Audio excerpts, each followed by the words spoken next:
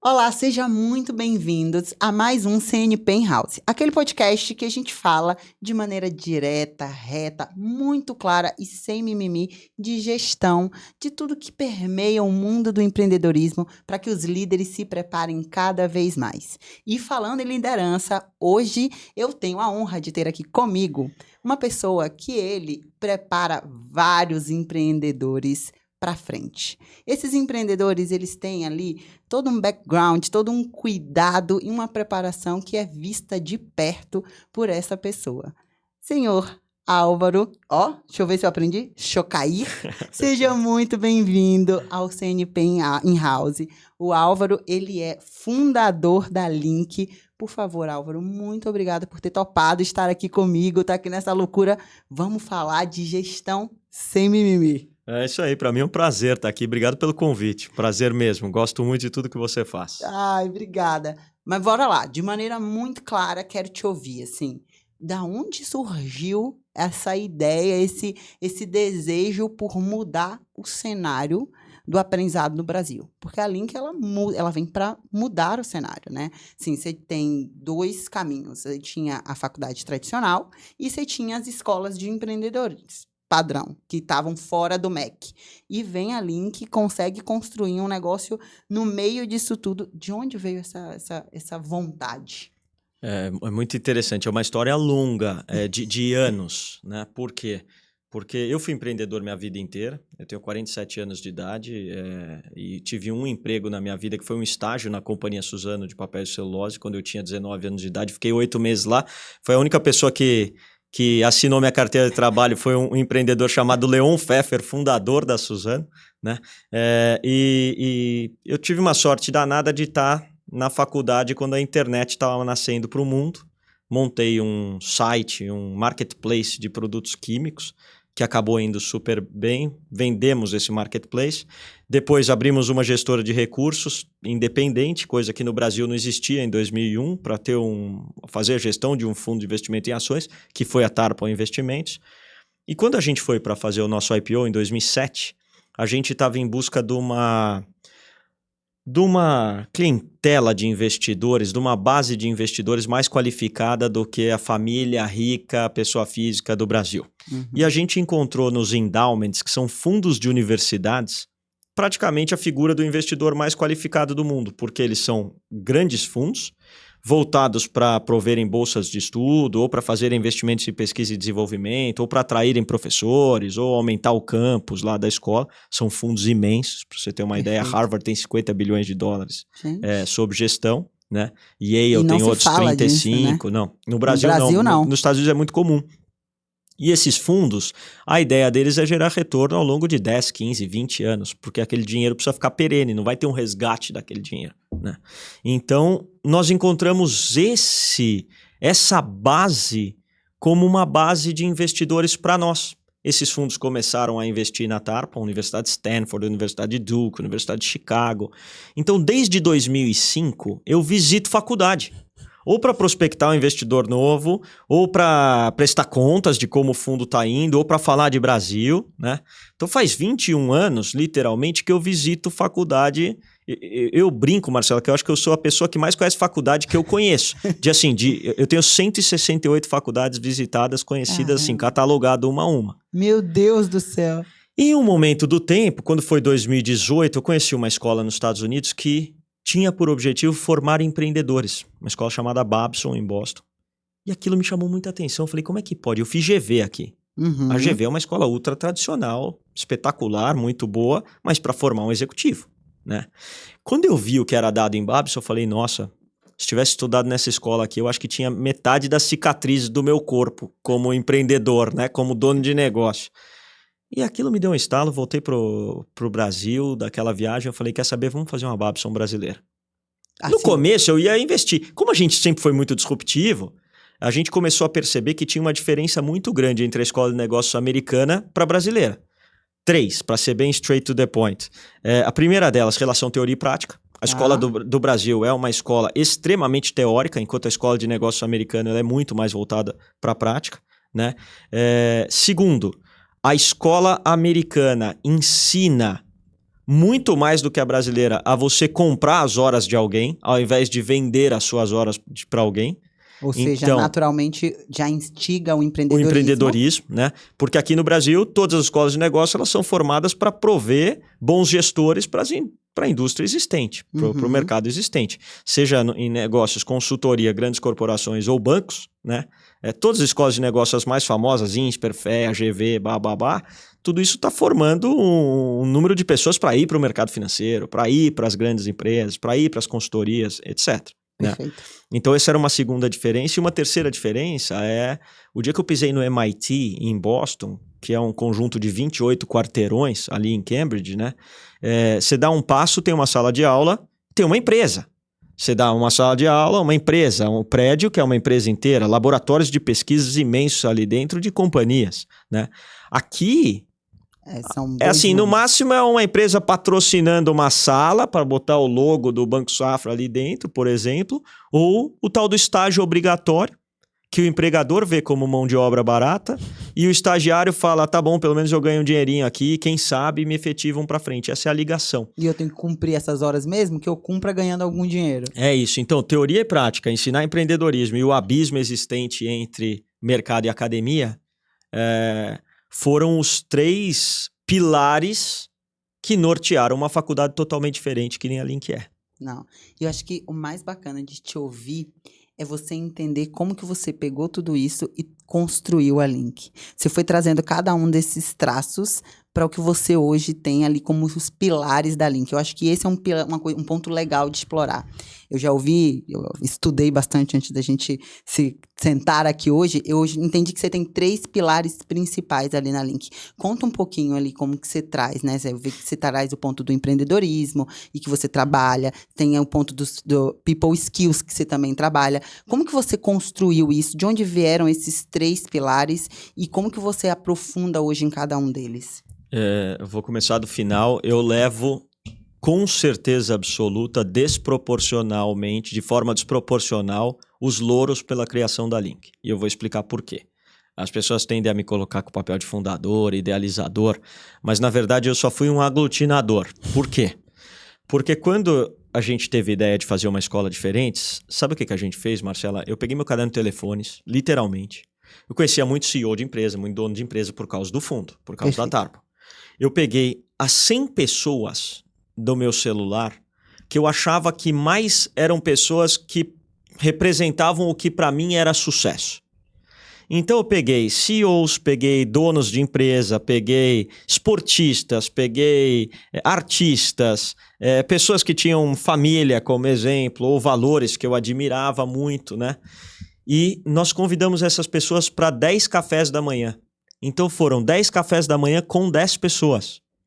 Essas pessoas chegavam para tomar um café e falavam, Tó, tem um pão de queijo e um café aqui e uma folha em branco na mão de cada um, uma folha A4. Que maravilha. E o exercício era o seguinte, nós estamos construindo a melhor escola de negócios do Brasil. Essa escola de negócios é para ser uma escola que forma um dono de empresa e não um executivo.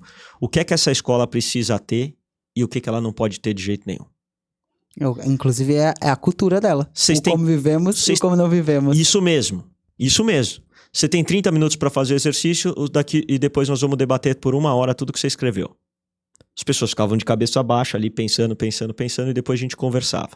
Quando eu reuni essas 100 folhas, naturalmente saíram denominadores comuns muito óbvios até, né? Um deles era assim, não dá pra gente escolher os alunos por uma prova de vestibular comum. Se a gente quer fazer a melhor escola de empreendedorismo. Não dá para fazer uma múltipla escolha, o que é mitose, o que é meiose. Me conte se a Capitu traiu o Bentinho no Dom Casmurro ou não, né? Não cabe isso. Vamos tentar entender a pessoa de uma forma mais holística. Então, todo mundo falou vestibular é um câncer. Esquece. Precisamos fazer um negócio mais parecido com uma contratação de uma empresa do que de uma faculdade, né? E aí, naturalmente, foram aparecendo coisas do tipo... Bom, a gente precisa ensinar todas as ferramentas de negócio. E aí vem o primeiro pilar. Finanças, marketing, vendas, tecnologia, a parte de direito, a parte de operações. Tudo isso, no entanto, seria muito bom que os professores não fossem aqueles professores de carreira que aprenderam com um livro e estão repetindo um livro. Que tal se essa escola só pudesse dar aula quem vivencia no dia a dia aquilo que ele vai lecionar? Então aí vieram os professores de mercado. Então a gente fechou um pilar chamado Business Tools, que ensina tudo isso, e obviamente o conteúdo está completo ali dentro, de finanças, de marketing e tudo isso, mas ele é dado por professores de mercado. Perfeito. Outra coisa que saiu naturalmente é que a gente precisaria não formar um bom administrador, a gente precisaria formar um ser humano. Que o mundo estava carecendo de um lugar onde as pessoas pudessem se desenvolver ali. E aí nós criamos esse pilar de People Skills, que ele está estruturado em 4 fases. A primeira fase, que é praticamente o primeiro ano inteiro na Link, é a fase do self-awareness. Quem é você? O que você tem por objetivo? O que você tem de medo? O que você tem de trauma? Que influência você sofreu da sua família, do lugar onde você foi criado, da escola que você está, da sua classe social, de tudo? O que você tem de vontade aí dentro que você não conta pra ninguém? Aquela que lá no travesseiro você põe a cabeça e fala, nossa, eu queria tanto ser isso. Não tem como você se liderar se você não se conhecer, né? A liderança, ela parte do autoconhecimento. Opa, fundamental. Então, esse self-awareness é muito importante. No segundo ano, eles passam para o self-management, que é assim, você descobriu suas virtudes e as suas não virtudes? Ótimo, agora nós vamos botar luz na virtude e vamos ter sob controle a não virtude. Isso é feito de forma individual na Link. Individual. Cada aluno da Link recebe um Mind Mentor, que toma conta disso, um Business Mentor, que toma conta dos negócios deles, e um Personal Trainer. A gente tem uma super academia lá. Que maravilhoso! Então, tudo isso toma conta do corpo, do negócio e da mente. E espírito. Então, essa parte de self-management é muito importante. É aí que entram as aulas de oratória, de gerenciamento de crise, de empatia, de criatividade, até de etiqueta. Tem aula. Importantíssimo, né? Importantíssimo. Parece bobagem, mas a gente só descobre o quanto é importante quando você se vê numa prova de fogo. Perfeito. Você só descobre a importância da etiqueta quando você não sabe o que fazer. É mesmo. Então, é isso mesmo. Parece detalhe, mas, gente, não é, tá? E aí, no terceiro ano, eles vão pro programa de Social Awareness, que é assim, cara, que legal que você vem de uma família rica, que seu pai construiu um império. Dá uma olhada aí do outro lado da rua, tem um cara morando numa barraca, ó. Tem uma pessoa que está pedindo um Pix para poder dar comida para o filho dela. Tem uma pessoa que adoraria estar no teu lugar e não tem condições porque a vida não deu as mesmas oportunidades que deu para você. Vida como ela é, né? Você faz parte de uma família, de um bairro, de uma cidade, de um país, por que não de um planeta inteiro, né? Então, essa noção social de onde você está, para nós, ela é muito importante. E zero papo... ONG, abraça árvore, zero, porque a gente é capitalista mesmo, a gente é de business, declarado, não negamos nosso DNA. Mas eu acho que a gente é um problema, entende que cuidar do outro, ninguém consegue ser feliz sozinho, pô. Álvaro, as pessoas, elas tendem, muito na linha da provocação e do debate, as pessoas tendem a confundir quando você tem um viés social, quando você entende a importância do social com você levantar a bandeira, com você... Claro. E isso, pra mim, é um pecado. Porque, Concordo. assim... Eu tava debatendo, hoje de manhã eu tava gravando um podcast sobre mês da mulher e tudo, e aí vem aquelas perguntas clássicas, né? Não, mas como que você vê a liderança feminina é diferente? Daí eu falei, gente, é liderança. Para. Eu penso exatamente Primeira assim. coisa é liderança. Se você começar a separar, a gente vai ter um problema. Isso não quer dizer que eu não entenda os pontos que precisam ser trabalhados. Isso não quer dizer que eu estou apagando o viés, sim, de uma história, de uma questão que as mulheres elas foram criadas de outra forma, mas quanto mais eu der luz para isso, menos eu ajo pelo exemplo. Perfeito. E é o exemplo que arrasta. Ponto. Então, quando você me traz a questão do social awareness, cara, que maravilhoso. E é prático. Vem aqui ver. Tá vendo? Isso aqui não é pra você sentir dó, não é pra você entender. Vida como ela é. É isso. É isso mesmo. E aí, por fim, no último ano, é o programa de Social Management. Que é o seguinte, você vai criar uma empresa, que bacana que você vai se tornar um empreendedor. O Brasil precisa de escola, de hospital, de estrada, de segurança, de muita coisa. Pensa 10 vezes antes de criar um site de aposta, pô. Onde para um ganhar, o outro tem que perder. Vamos fazer um negócio que é bom, que você olha e fala assim, nossa, que coisa boa. Né? Eu falo, tem que fazer um negócio, sobre aviação. Aviação é ruim para todo mundo. O acionista não gosta, não ganha dinheiro.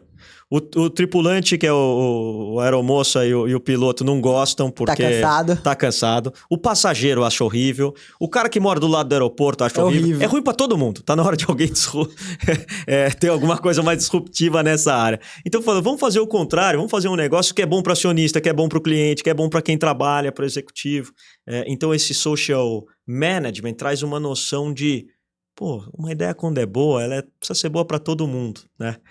Esse é o slogan de uma startup pequena chamada Guia de Rodas, que eu acho maravilhoso. É de um amigo meu cadeirante chamado Bruno Mafus. O slogan é: uma ideia quando é boa para todos. Eu falo, tá bom, isso aqui vira conhecimento para nós. Ai, que maravilha. Agora, pegando, tem vários pontos para a gente trabalhar sobre isso, mas eu fiquei presa num primeiro passo. O que você falou que você escolheu 100 pessoas do seu celular que representavam sucesso. Primeiro, isso para mim é a prova da importância da ambiência. Porque foram ao longo de 15, 20 anos, você foi guardando pessoas no seu celular, nomes importantes no seu celular, que foram obtidos através da tua ambiência, dos lugares que você estava.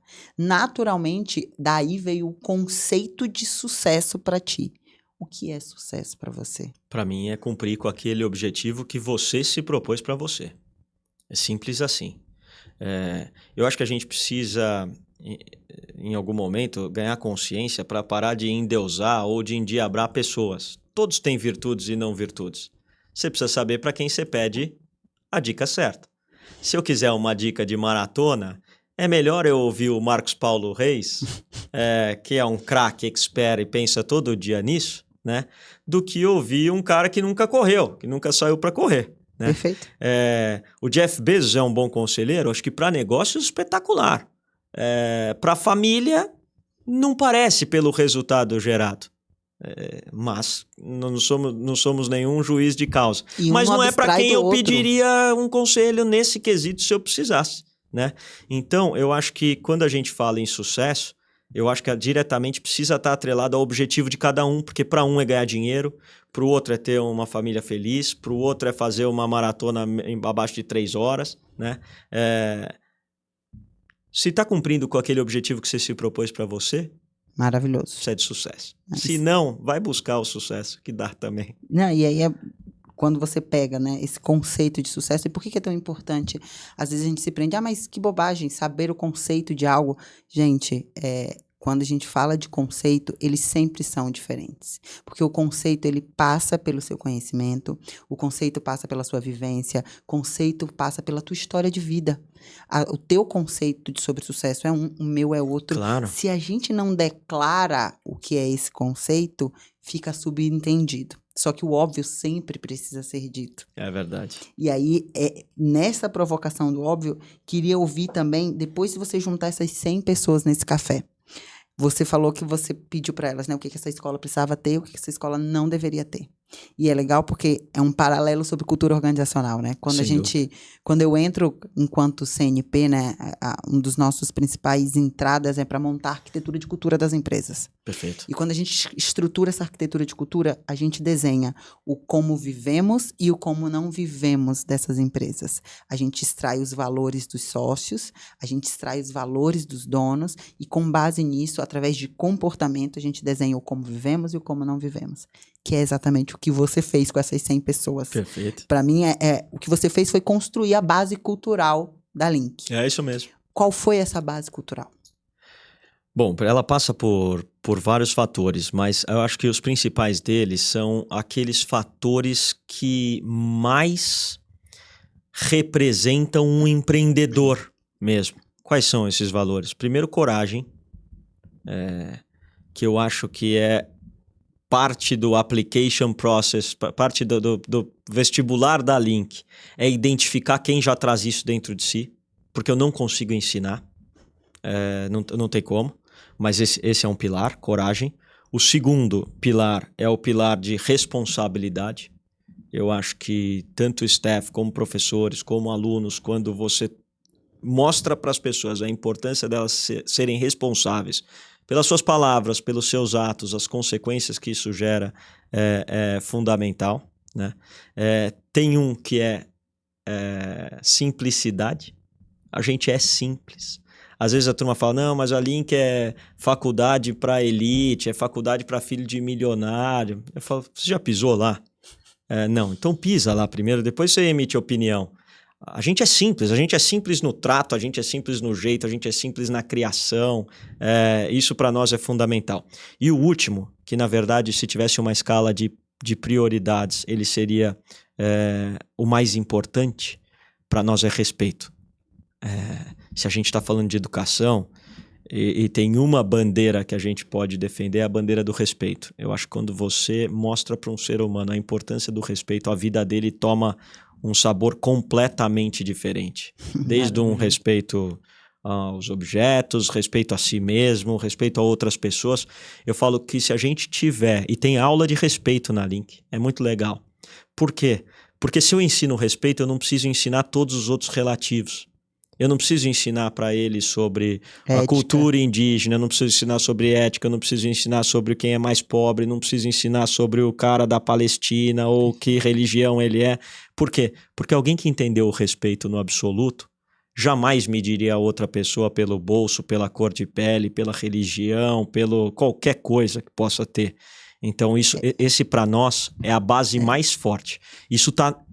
Essas 4 elementos que formam a base de cultura da Link tá no nosso brasão. Se entrar no site, você vai ver. E todo mundo vê isso todo dia lá dentro. E a gente faz questão de manifestar e cobrar, nos darmos como exemplo, que não é fácil em todas as nossas manifestações, mas cobrar isso dos alunos, dos colaboradores, dos professores, faz parte do dia a dia da nossa escola. É maravilhoso, porque é literalmente a cultura, né? Você dá exemplo, cultura, você só vive cultura pelo exemplo. A pior coisa é quando a gente tem líderes que falam A e fazem B e querem falar de cultura, esquece. Nunca vai funcionar.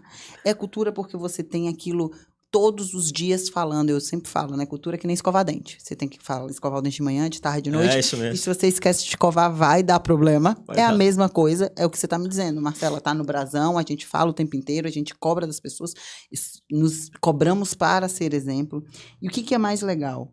Esses 4 pilares, esses 4 valores da tua base cultural, como que você leva isso para tua contratação? Né, para a tua admissão como que você valida isso nos alunos entrantes? É difícil você olhar, por melhor que seja o processo de seleção, por mais diferente que seja, é muito difícil você fazer uma prova em que você consegue encontrar isso. Perfeito. Né? O vestibular da Link ele é diferente no sentido de entender a vida pregressa do aluno, né, até ele chegar lá. Então eu considero nota escolar, eu considero as experiências internacionais, eu considero o que esse aluno já fez de arte, de esporte, de música, de tudo que é diferente, né? Se esse aluno tem alguma conquista que para ele é importante.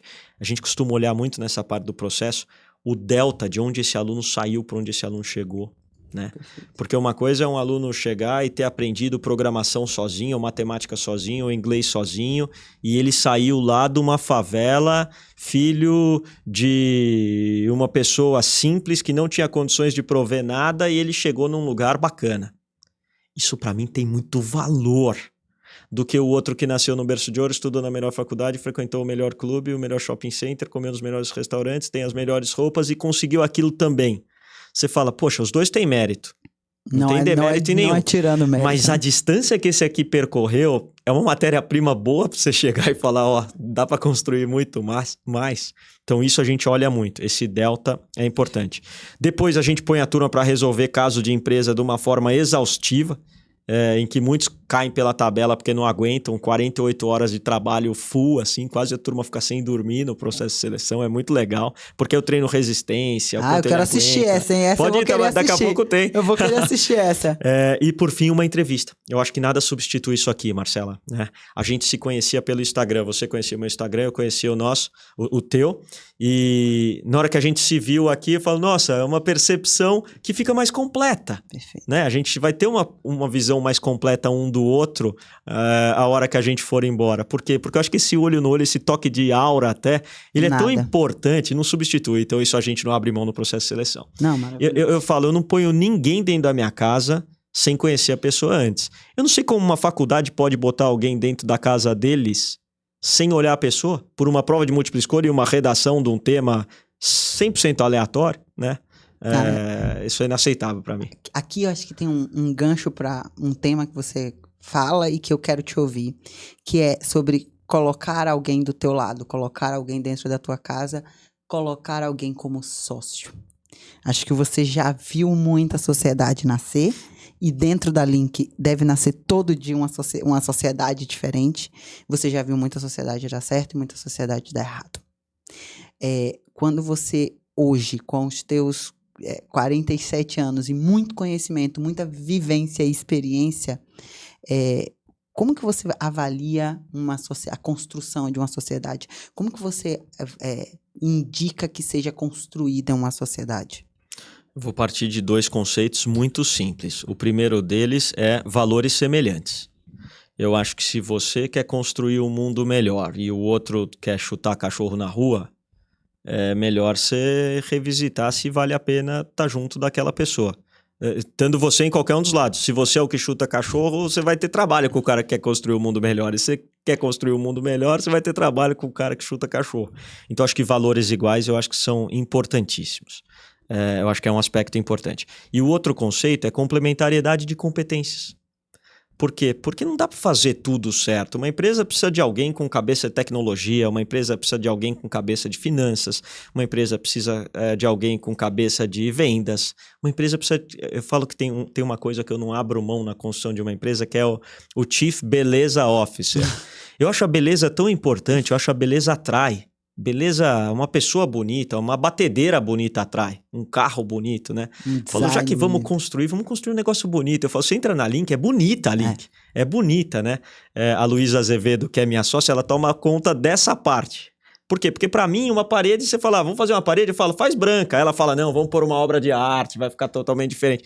O primeiro prédio da Link tinha uma obra de arte de 18 metros de altura por 9 de largura, assim, gigante. Na minha cabeça ia ser uma parede branca, na dela ia ser uma obra de arte. Mas tudo bem, ela ganhou, graças a Deus. Que bom. Então eu falo que não dá para ter todas as competências, porque normalmente o cara que é bom de processo, finanças, número, ele não é muito social. O cara que é mais social, ele é mais buchiteiro, ele é mais do trato. Se você puser ele para ler contrato, não vai dar muito certo. Então, acho que quando se está montando uma sociedade, a complementariedade de competências ela é tão importante quanto a semelhança de valores. A partir daí, eu acho que tem mais um aspecto que precisa ser observado, que é a responsabilidade daquela pessoa ao longo do tempo. Não dá para tornar alguém sócio sem ter tomado cerveja junto e comido sal junto.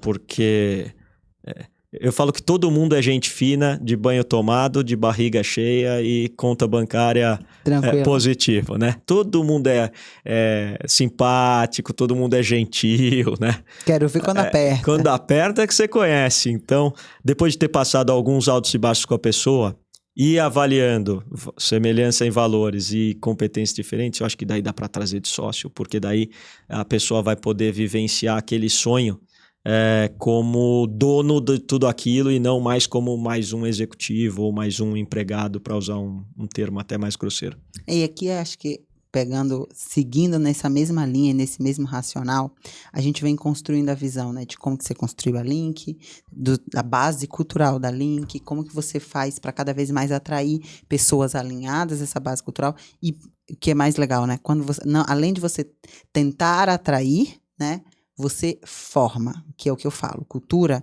ela é metrificável e treinável. Você treina as pessoas com a base cultural da Link. Você acompanha essa construção de sociedade. Eu vi você contar em vários podcasts muitos cases de sucesso dos empreendedores que saíram da Link.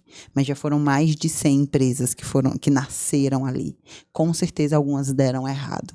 O que você viu de semelhante nas que deram errado? Muito boa a sua pergunta. Acho que eu nunca respondi ela em podcast. Eu só vejo a turma só fala da certo. Eu falei pro Edu, eu só vejo ele responder o que deu certo. Eu falei, cara, não, muito que boa. deu certo. Eu costumo dizer, Álvaro, que assim, a gente sempre tem que extrair aprendizado. Perfeito. Se a gente foi para um lugar que foi péssimo, que eu odiei, o que foi que você odiou naquele lugar para que você não repita? Perfeito. Entendendo. É a mesma coisa. O erro, cara, o que você extrai do erro? É isso. Muito bom.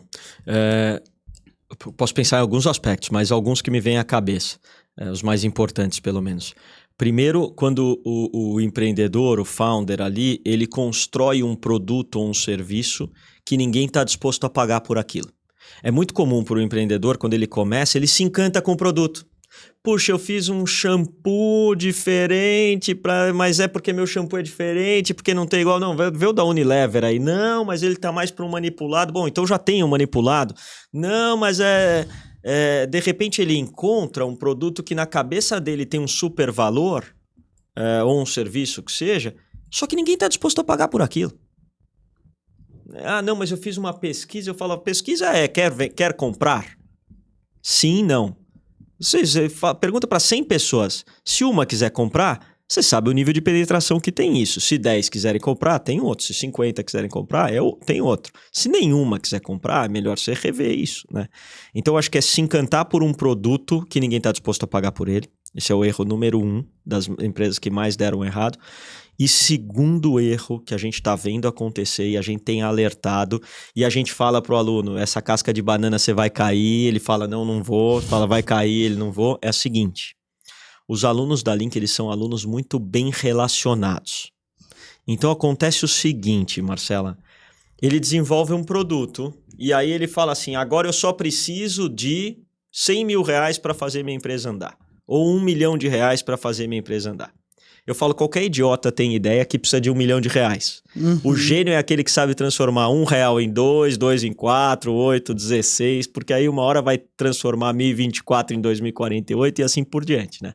Mas eles não querem, eles querem antecipar um sucesso. Porque eles viram alguém que deu certo, etc. E aí o que eles fazem? Em vez dele testar o mercado real, ir lá num fundo de venture capital e tomar uma cacetada numa reunião, falar, você não tem time adequado, seu modelo de negócios é falho, esse produto não está validado ainda, o capex que vai precisar para tirar isso do chão é muito maior do que você pensa, você não tem construção de marca, você não tem uma presença de comunidade digital, falta um co-founder aqui, você não conseguiu atrair ninguém para trabalhar com você, então não tem formado nada de equipe. Em vez dele enfrentar essa situação difícil, o que ele faz? Ele vai na família. E aí ele fala, só preciso 500 mil reais aqui pro meu tio. E normalmente, pelo bom relacionamento, e até por ele ser um menino boa gente lá na família e tal, e as mães, tias, são todos corujas, né? Ao invés de falar a real, pega e dá um dinheiro inicial para esse garoto. E gastar dinheiro, todo mundo sabe, ganhar dinheiro é pouca gente. Esse dinheiro vai pro ralo. E aí aquilo que ele esperava ter de retorno no tempo que ele esperava não acontece e aquela empresa mingua e fecha. Então esses dois fatores são os fatores que mais eu vejo assim de bate-pronto que você perguntou, não estava preparado para essa pergunta, o que é bom. Aliás, não estávamos combinados para nenhuma, graças a Deus, porque eu tenho horror daqueles podcasts que já mandam a lista de perguntas. Eu não mando, não. Faz muito bem, assim, então estamos conversando. É um papo. Isso. A gente tem algumas perguntas aqui, mas e é frustrante, tá? É a primeira vez que você faz roteiro para mim, eu sempre falo assim, cara, pode fazer o roteiro, mas esquece, não tem apego ao roteiro. Eu não leio, sabia? Eu vou até ler pra, beleza, tem umas coisas legais aqui, mas, cara, no final do dia... Isso aqui, ó. Não, quando eu sou entrevistador, eu faço a minha preparação. Mas quando eu sou entrevistado, às vezes o entrevistador me manda, né? Eu não leio, eu não abro. Eu falo, se eu não souber, eu vou falar, não sei. Eu volto pra simplicidade. Se você me perguntar um negócio e eu não tiver ideia, eu vou falar, não sei, isso eu não sei. Né? Depois eu vou procurar e te falo. E tá tudo bem. Mas eu acho que esses dois fatores, Marcela, são os principais. Perfeito.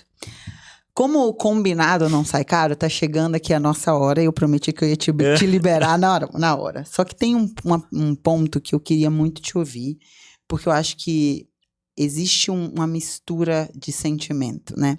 Você é pai de potenciais alunos da Link. Ao mesmo tempo que você lida com esses alunos.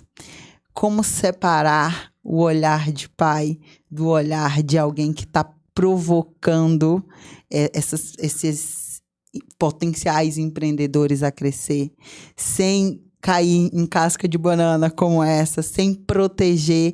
E como que você leva isso para debates como o debate da sucessão, que eu acho que deve ser um dos maiores debates que você deve ter todos os dias dentro da Link? Muito boa pergunta. Meus dois filhos estudam na Link, você acredita? Imagina, né? Tem um de 20 e um de 17. O de 20 está no terceiro ano, o de 17 acabou de entrar. E lá na minha casa, minha mulher é muito brava. Certíssima, tô contigo. É virtude dela. E ela falou assim, os meninos querem estudar na Link, não tem problema nenhum. Eles têm que passar no vestibular da Link e eles têm que passar ou na GV ou no INSPER. E então, eles podem fazer vestibular de GV, INSPER e Link. E se eles passarem em duas, eles podem estudar na Link. Então, eu falei, Pri, você tá 100% correta, vamos lá. Comprei a história dela e comprei mesmo. Achei muito razoável. E foi assim, o Felipe passou no INSPER e na Link, e o Dani passou na GV e na Link. E eles dois escolheram Link, mas eu acho que isso dá para eles a força de quem optou por estar lá, podendo estar numa outra escola de ponta. Então isso facilita a vida deles lá dentro deles mesmos. Tem dentro da Link, mas dentro deles mesmos. E eu acho que eu dou bem menos moleza para ele. Eu sou aquele pai chato. Eu só quero que eles sejam felizes e bons. Isso é, né? Bons no sentido de bondade, não de competência com dinheiro na conta, não é isso. Mas quanto à sucessão, e aí já emendo na segunda, eu acho que cada eu é um eu, Marcela. Cada pessoa é uma pessoa, né? Não necessariamente o seu pai criou um banco e um império. Você tem uma influência para ir para aquilo. Mas será que é isso que você quer fazer da sua vida? Os maiores dissabores que a gente vê de alunos que chegam na Link e começam as reuniões com os Mind Mentors é assim: desde os 13 anos meu pai me leva para trabalhar na empresa dele. Eu não tenho coragem de falar para ele que eu quero ter uma empresa de esportes. Eu quero ter uma empresa de moda. Eu quero ter uma empresa de bebida. Eu quero ter uma empresa diferente da empresa do meu pai. Então, eu já falei para os meninos, eu falei, olha, a Link vocês não vão herdar nada. Vou dar para a sociedade depois. Vou dar tudo para sua mãe, depois sua mãe dá tudo para a sociedade. Vocês não vão pôr a mão nisso e no resto. Por quê? Não é porque eu não quero passar. O Shaquille O'Neal, que eu acho lindo, quando ele fala que o filho dele um dia aproximou e falou, pai, a gente é rico, né? Ele falou, a gente não, eu sou, você vai brigar pelo seu aí, né? Calma, torcedores, dá uma segurada aí. Exato. Mas eu acho que seria até egoísmo da minha parte tentar impor, seja a Tarpon, seja a Link, pra cima dos meus filhos. Poxa, o mais velho tem uma empresa de compartilhamento de roupa feminina de moda, junto com uma sócia do INSPER.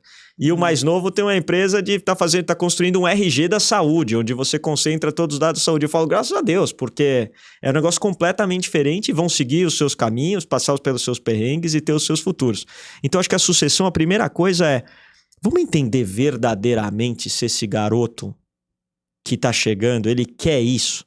Porque se ele quiser, ótimo. Se ele não quiser, vamos construir a melhor forma. Ele pode ser conselheiro, ele pode ser acionista, ele pode ser um advisor, ele pode ser um prestador de serviço, caso tenha alguma adjacência.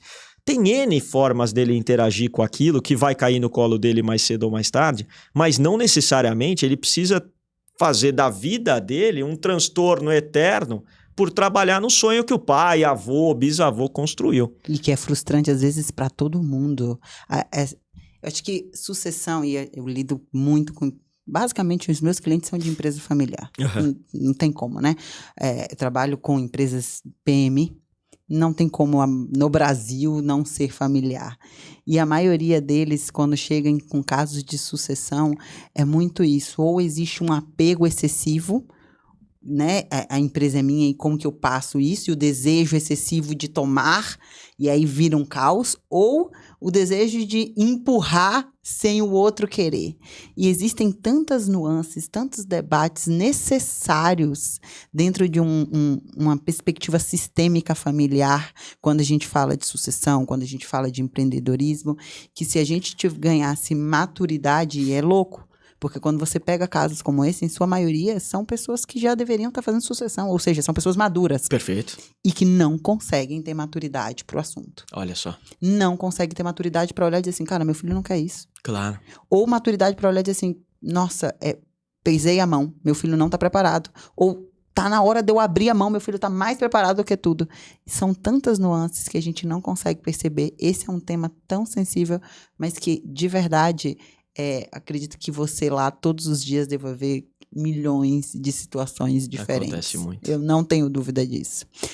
Álvaro, pra gente fechar e eu respeitar teu horário, eu queria, te agradecer. Foi um papo maravilhoso, leve, nem parece que já passou. Nossa, passou muito rápido. Eu nem falei o terceiro pilar, que é a aceleradora e incubadora, só para fechar, pra gente fechar todos os círculos do podcast. Então tem, além de Business Tools, People Skills, tem uma aceleradora lá dentro, que é a nossa área de ventures. Mas acabou que a gente falou intrinsecamente, Sim. Quando a gente fala das construções das mais de 100 Verdade. empresas lá dentro. Verdade. O que você vê todos os dias no meio do empreendedorismo jovem, com geração Z, com internet, com inteligência artificial, com uso ou não uso de celular dentro da aula? O que você vê que você acredita que é importante deixar de reflexão para quem está ouvindo a gente?